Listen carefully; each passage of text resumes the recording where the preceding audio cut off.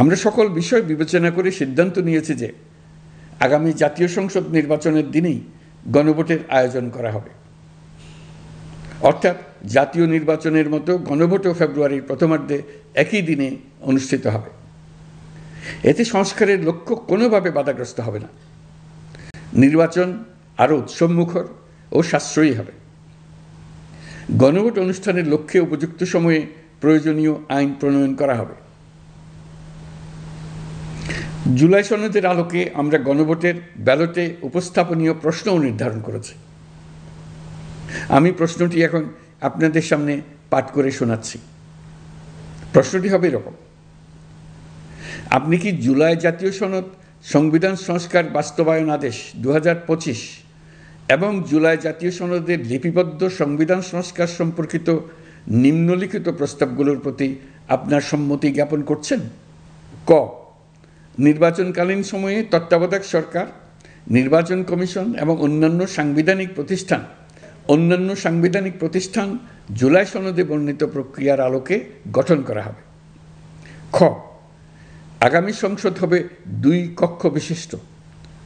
জাতীয় সংসদ নির্বাচনে দলগুলোর প্রাপ্ত ভোটের অনুপাতে 100 জন সদস্য বিশিষ্ট একটি উচ্চকক্ষ গঠিত হবে এবং সংবিধান সংশোধন করতে হলে উচ্চকক্ষের সংখ্যাগরিষ্ঠ সদস্যের অনুমোদন দরকার হবে।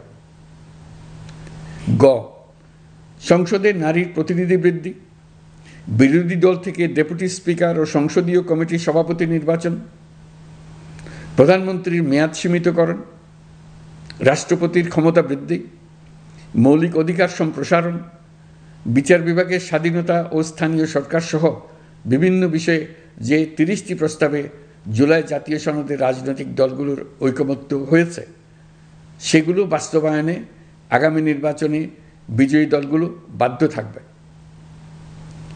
ঘ, জুলাই সনদে বর্ণিত অন্যান্য সংস্কার রাজনৈতিক দলগুলোর প্রতিশ্রুতি অনুসারে বাস্তবায়ন করা হবে।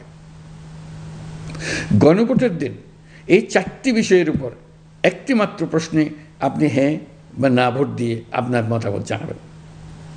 গণভোটের সংখ্যাগরিষ্ঠ ভোট হ্যাঁ সূচক হলে আগামী সংসদ নির্বাচনে নির্বাচিত প্রতিনিধি নিয়ে একটি সংবিধান সংস্কার পরিষদ গঠিত হবে। এই প্রতিনিধিগণ একই সাথে জাতীয় সংসদের সদস্য হিসেবে দায়িত্ব পালন করবেন।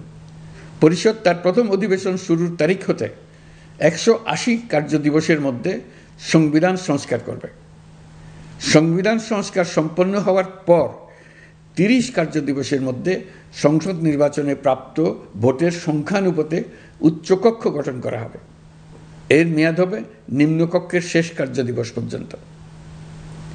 জুলাই সনদ বাস্তবায়নের অঙ্গীকারনামা অনুসারে সংবিধানে জুলাই জাতীয় সনদ অন্তর্ভুক্ত করার ব্যবস্থা গ্রহণ করা হবে। এটিও আজকে অনুমোদিত আদেশে উল্লেখ করা হয়েছে।